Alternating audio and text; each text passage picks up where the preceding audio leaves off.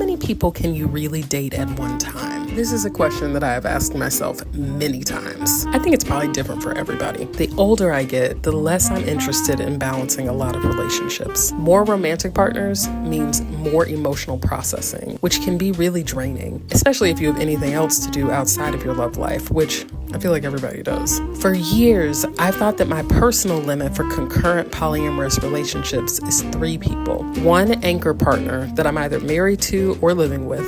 One very close romantic partner that I don't necessarily live with, but I'm very close with.